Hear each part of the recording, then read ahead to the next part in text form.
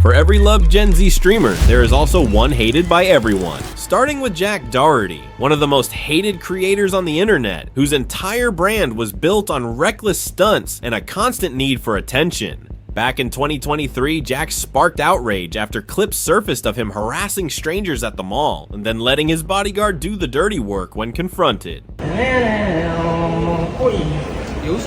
Yo, date. Yo, chill. Date, get him. What are you gonna do? All right. That cemented his reputation, but things only got darker. A year later, he crashed his $200,000 McLaren while on his phone, and by 2025, the public had clearly had enough. Because the moment Jack Doherty stepped out without his bodyguards, this happened. Doherty's at our gas station. Hey, yo, pussy! Yo, you fucking pussy, bro. What you gonna do about it, bitch? What you gonna do? Yeah, you think of the Island Boys, bro. You a bitch. No security to swing for him, no camera crew to spin it, just Jack, getting a taste of what he's been doing to strangers for years. And the year after that, he was caught by Miami police promoting a gambling website while blocking traffic in the middle of a Florida street. Yo, go on the sidewalk. What? Park this way. All right, after I hit this hand. I'm about to go to jail. Huh? It looked like just another stunt he could walk away from, but that confidence didn't last long. Like after I fucking do it, who the f are you, bro? I was trying to walk up the street, but Doesn't matter, bro. All you had to do was get in the fucking sidewalk. That's it. That "who are you" from the police looked like it crushed his soul for a moment. LOL. But blocking the road wasn't even the real problem, because once the police started searching him, they found something far worse. You should've got your man up there. I was trying to. Free Jack.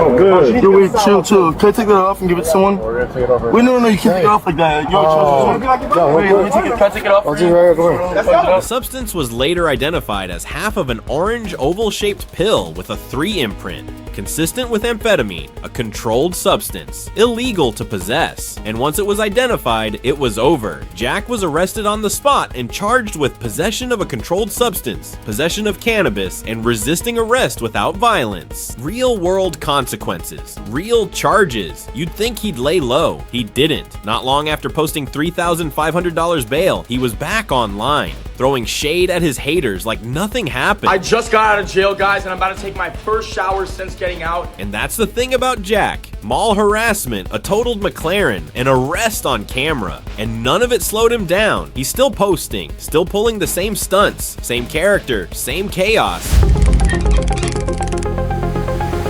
While Jack continues to be hated for his controversial behavior, Gen Z legend Technoblade remains deeply adored by fans, even after his tragic passing. Known as one of the most iconic and funniest Minecraft YouTubers of all time, Alex, aka Technoblade, built his name on razor-sharp humor and unmatched PvP skill. But what made him different wasn't the dominance in-game, it was how he showed up for the people watching, like in 2017 when Hypixel Simon hit him with a challenge. It sounded almost impossible. He did it anyway, for the fans. As the final dude.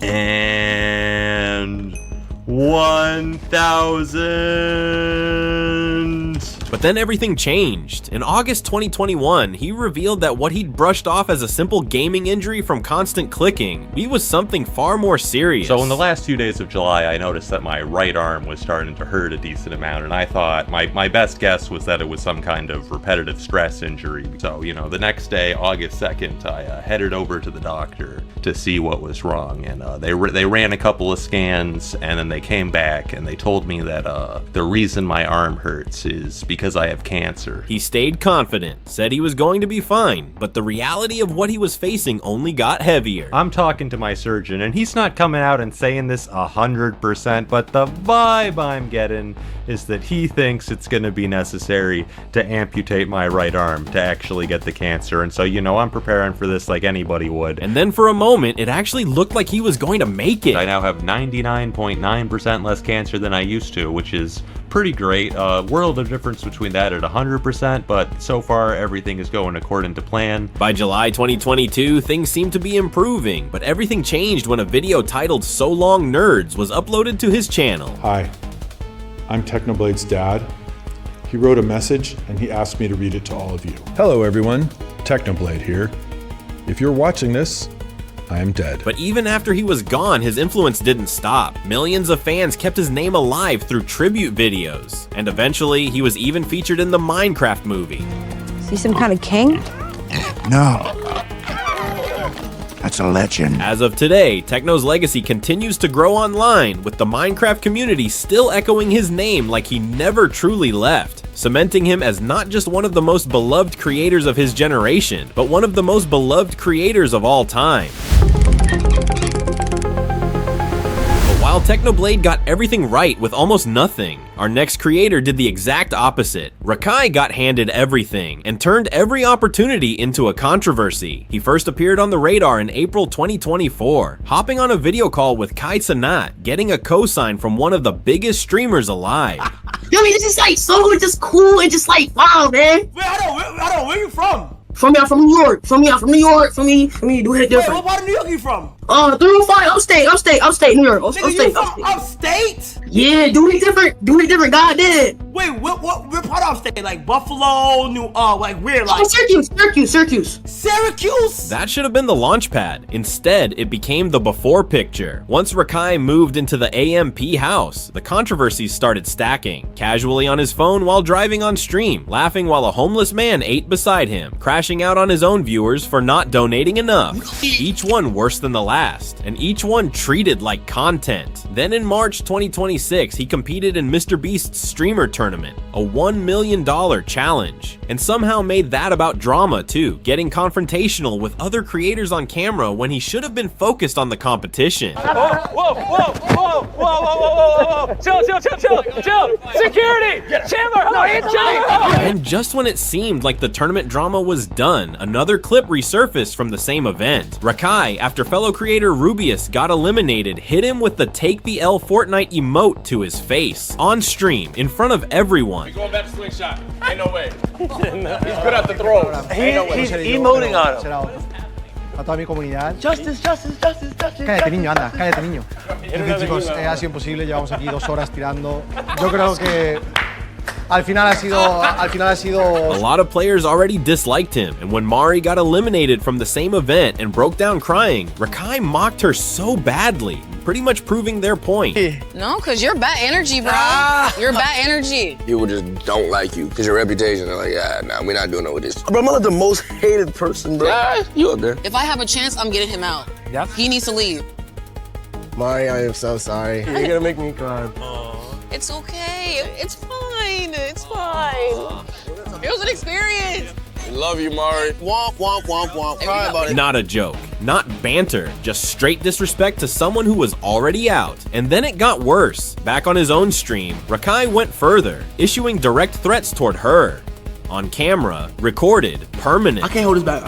And still, no accountability, no self-awareness, not even a pause. The internet had seen enough. He's never gotten his ass kicked and put in his place, and it shows. He is literally like Black Jack Doherty, just legitimately more stupid. Bro moves like the villain in a Disney Channel movie and thinks it's a personality. The fact that he thinks this is entertaining says everything about his character. That's Rakai's story so far. A real cosign from CaseOh, a spot in the AMP house, and a place in a MrBeast tournament. And somehow every opportunity turned into controversy. Some creators never get a shot like that. Rakai got 3 and burned every one of them. While Rakai got 3 shots and burned every one, our next creator got 0 shots and built one of the biggest streaming careers in the world. And the streamer award goes to CaseOh. CaseOh was a 24-year-old maintenance worker in Clarendon, working 2 jobs, still broke, burned out, and frustrated. Years earlier, he'd bought streaming gear, but after nothing took off, he gave up. His mom never did. Watching him come home exhausted every night, she pushed him to give the dream one more shot. Family. Well, the reason that I gave it another shot again in general was because of my mom. Because I was miserable at work, you know, she'd hear me complaining like, oh, I hate my job, I want to go do something else.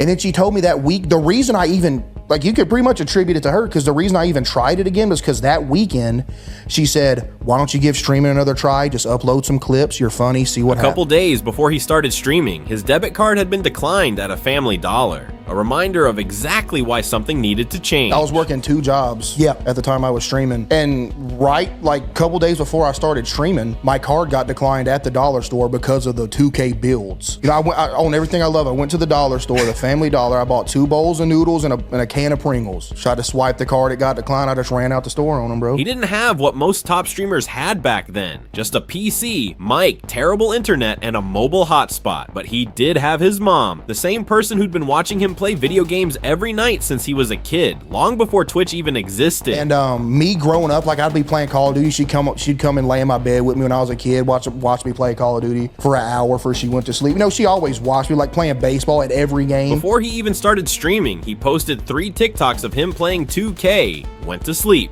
woke up to 15,000 new followers. I uploaded 3 TikToks that night when I went to sleep of me playing 2K. Woke up the next day with like 15,000 followers. That momentum gave him the confidence to start streaming for real, and slowly it began working. He posted 6 TikToks a day. More people started finding him, and people genuinely liked what he was doing. You absolute losers that keep grabbing me. I got a message for you. I'm gonna eat every single one of you. You're a loser! Yo, join the club of Banana Garden Morty! You suck at life! This is my lobby! It always has been my lobby! I am the chosen one! And he kept going viral, with more and more people starting to recognize him, so CaseOh had to make a decision, quit his job and fully commit to streaming. I told my stream, I said, if y'all get me to 5,000 subscribers on Twitch, I'll call in and tell them I'm done. And I remember the night we hit 5,000. I was like, all right, tomorrow I'm gonna call my boss. Within 9 months, he had 1 million TikTok followers. Within a year and a half, 1 million on Twitch. 4 months after that, 4 million. And by the end of 2024, he was standing on the stage at the Game Awards, winning Content Creator of the Year. And the Game Award goes to CaseOh. Congratulations. And the wins didn't stop. At the Streamer Awards 2025, he took home Gamer of the Year. And the Streamer Award goes to CaseOh. Good, y'all.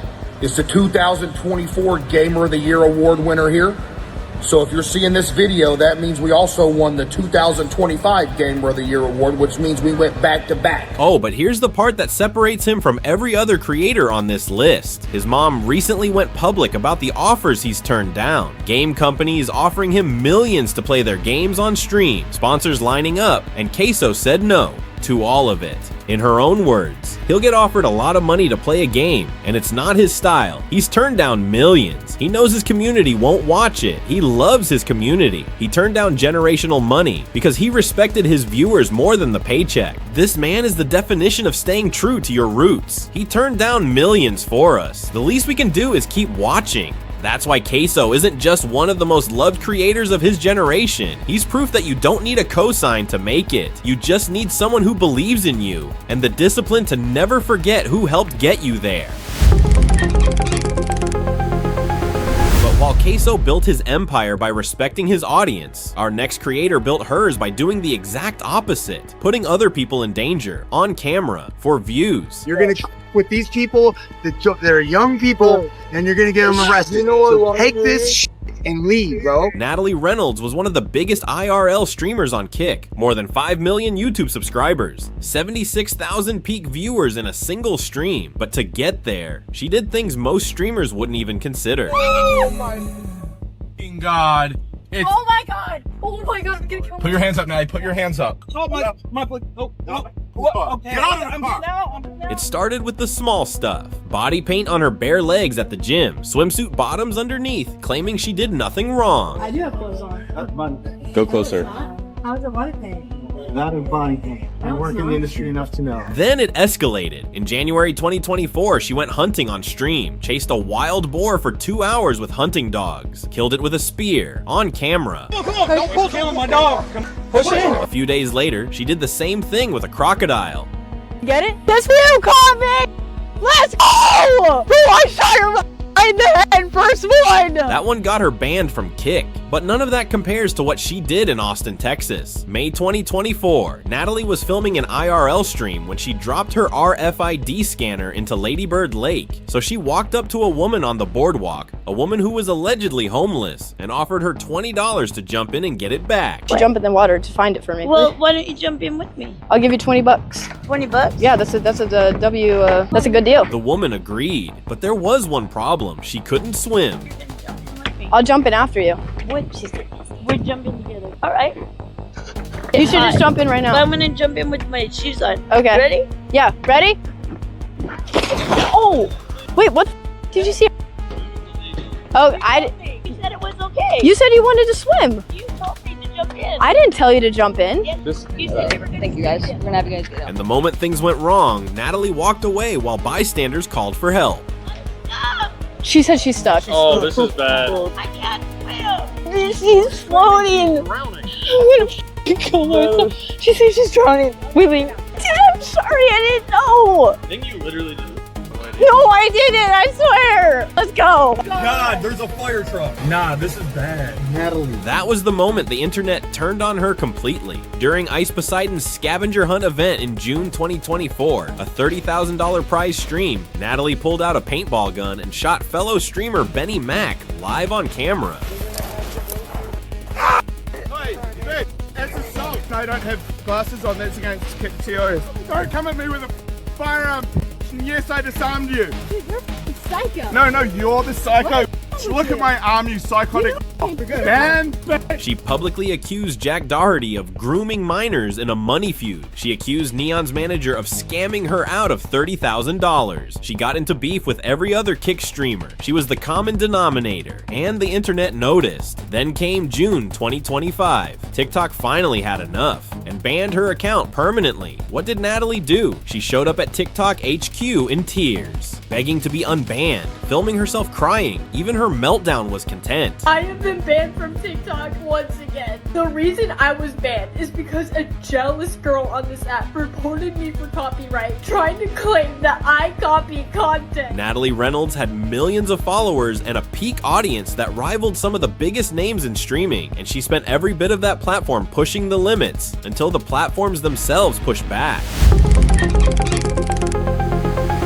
But while Natalie built her name by putting other people in harm's way, when our next creator built hers by standing in the way of harm, even when it was happening to her. And then he grabs my face and he leans in and lips puckered, tries to kiss me. Before millions of followers, she was hand sewing wigs, building armor in her bedroom, and slowly earning an audience that genuinely respected her craft. By 2025, she had nearly 2 million Twitch followers, was a co-owner of One True King, one of the biggest streamer collectives in the world. Yep, so guys, I'm an owner. I have equity. I go to meetings and stuff. Woo! And by June 2025, she made history. The San Diego Padres invited her to throw the opening pitch at an MLB game, dressed as a video game character, the first cosplayer ever to do it. You've done it. You can do it. It's in you.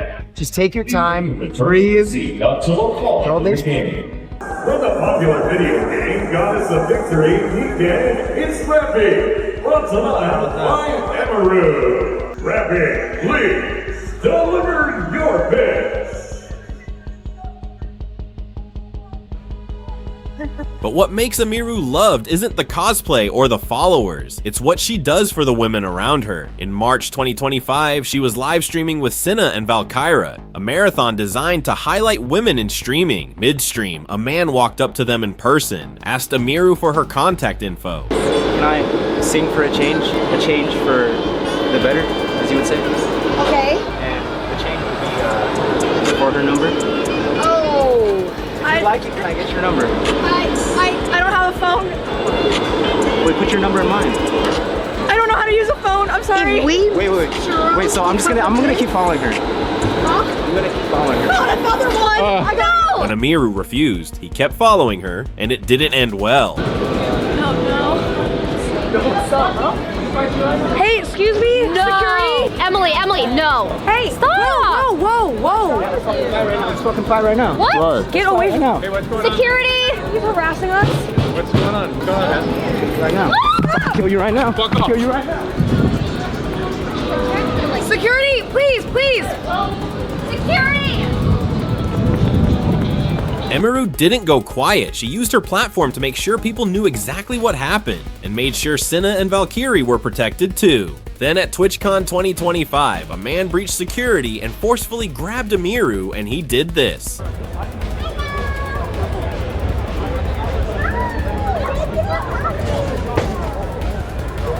Her personal security stepped in. Twitch staff, according to Emiru, did nothing. I asked them, you know, like, what are they gonna do about this? And you know what they said initially? They said, oh, well, he's banned from the platform for 30 days.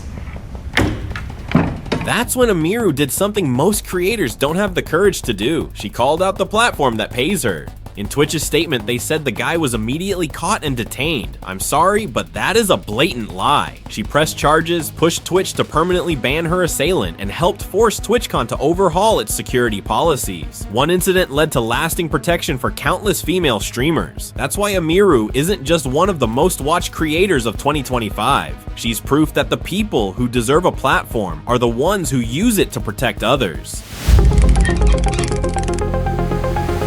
While Emiru used her platform to make streaming safer for women, our next creator used his to do the opposite of everything, disrespecting entire countries for views. Niggas wanna come up to me, bro, why you being racist to other people in other countries? For money, for clout. I've said it many times. I don't give a fuck. I have no morals. I'm a fucking sociopath. Most streamers travel the world to share cultures. Johnny Somali traveled the world to insult them. The 25-year-old Arizona native built his career on nuisance streaming, flying to culturally sensitive countries to provoke locals on camera. It started in Japan in 2024. Hiroshima, Nagasaki. We do again. You understand? Then he went to South Korea, played loud North Korean music on Seoul buses, threw food at an elderly convenience store worker, harassed strangers with a rotten fish. But the moment that shocked an entire country came in October 2024. Johnny Somali approached the Statue of Peace in Seoul, a memorial honoring Korean women forced into wartime sexual slavery, and then did this.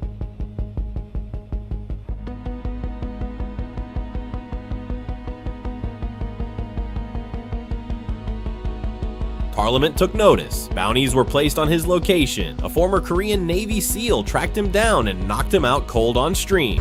What do you got?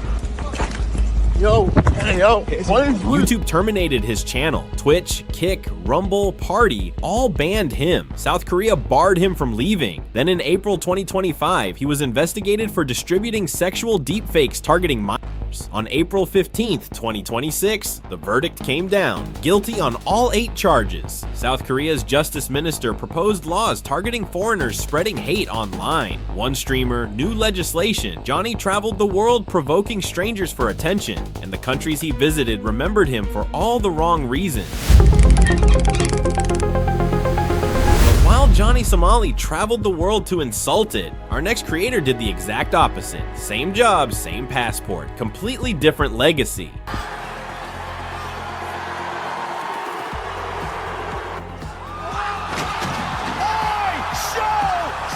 IShowSpeed. In a year where the internet has turned on almost everyone, Speed has only gotten bigger. He hit 50 million subs on his birthday in Nigeria, with thousands of fans flooding the streets to celebrate him. 50 million! Here we go! He spent the past few years quietly handing money to homeless people in Korea, Greece, India, and Thailand, including a $5,000 cash gift to a single Indian family that struggled to feed their kid. Take it. Take it. Seriously. No, take it. No, don't cry, please. He flew his Korean girlfriend to London and rented an entire mall just so she could enjoy one peaceful afternoon. He's bought meals for old men at KFC who look tired. Okay, what do you want? You want a combo? Now I want 3-piece chicken. You want 3-piece chicken? With 2 All right, bet. I'm gonna pray for you, all right? Don't worry. Oh, you don't have to. Nah, I got you, bro. He's broken football records, viewing records, and tour records on 3 different continents in 3 different years. And on April 25th, 2026, this is the start of the Caribbean tour. This man's kicked off his Caribbean tour, going underwater on stream, visiting Rihanna's house in Barbados, and pulling viewer counts most TV networks would kill for.